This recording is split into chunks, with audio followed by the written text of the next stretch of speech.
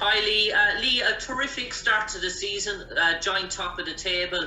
Do you really feel that maybe missing out last year, the hurt and that pain amongst the squad has really driven you on? Do you feel there's a bit of steel in this version of Sunderland this year, that there's more grit amongst your players and management to make wrongs the rights last year?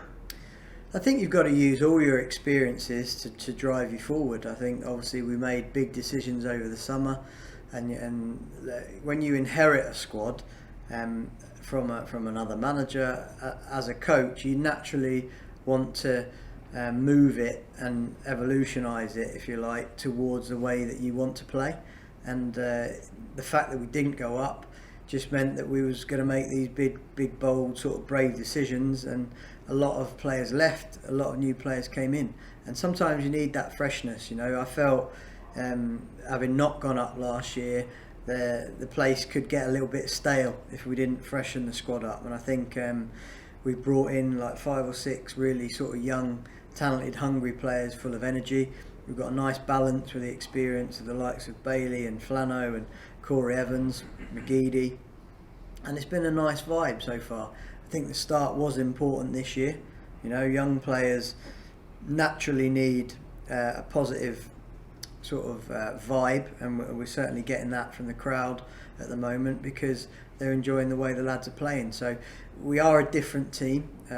We play, I would say, more fluidly than we did last year, but last year we were a good side as well. We was very unlucky with the injuries that we had to the back line last year, but I still believe that we could have been successful with the players that we had last year and the good characters we had. So sometimes football presents challenges and opportunities as well, and we try to look at it as an opportunity to sort of redesign the personnel and the way that we play. And I suppose, Lee, speaking to you last year, obviously we're talking about the form of Aiden McGeady. He had a terrific season, nearly up on 20 assists, which was practically a record in League One as well. When the player achieves, and Aiden is getting older now as years go by, when a player reaches that calibre of form and really peaks like what Aiden did last year, is it hard really to set the standards higher for him to go one better again? Are you just hopeful that Aiden can repeat the form that he repeated last year in terms of the goals that he reached and the standards that he required, or do you still expect more from Aiden McGeady? I think the challenge for someone in the twilight of their career is to not let the old man in. I think every day you've got to get up with that enthusiasm. You've got to take the breath and enjoy going into training, and I think he does. You can see the way Aiden loves playing football, and we take every day on its merits really. He's a good age, but he's very bright. Obviously he's technically probably the most accomplished player in the division, and we know that if we feed him in the right areas, he can be a threat on the ball probably till he's 50. So therefore off the ball, we've either got to make sure we keep him at peak fitness levels as much as possible by intelligent training and training smart, and also obviously block up areas and give him that little bit of freedom to roam in behind him in midfield. So I think in any team, in any squad, you're looking at every attribute of every player and trying to blend them to create as best a team performance as you can. And obviously Aiden's been a big part of that, not just this season but last season as well. And Lee, finally for me, we've seen, you spoke about Sunderland being bold this summer, making an awful lot of big decisions and making some big moves in terms of the player personnel within the squad.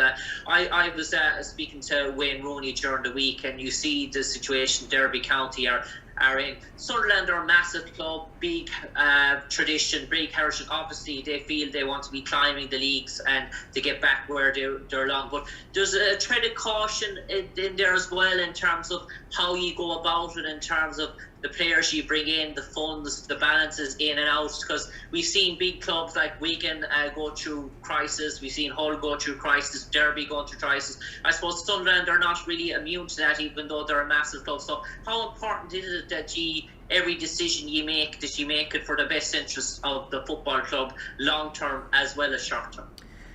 Yeah, I think it's one of the most important parts of sort of my leadership philosophy. I think you've got to make the right decisions. You get paid to do a job, and I think sometimes managers and egos can set in, and pressure sets in, and expectation sets in. But I'll always try and make every decision with my staff around me, and obviously the powers that be, for the best for the short, medium, and long term of the club.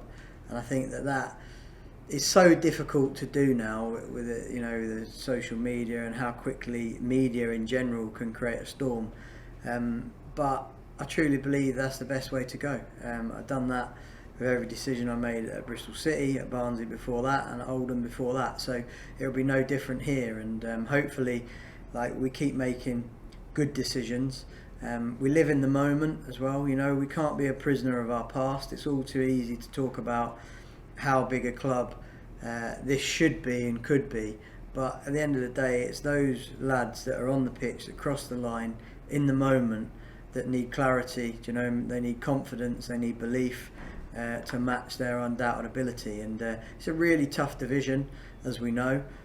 So nobody will take anything for granted here, and we'll just try and keep the place on the up. Keep the boys enjoying their football.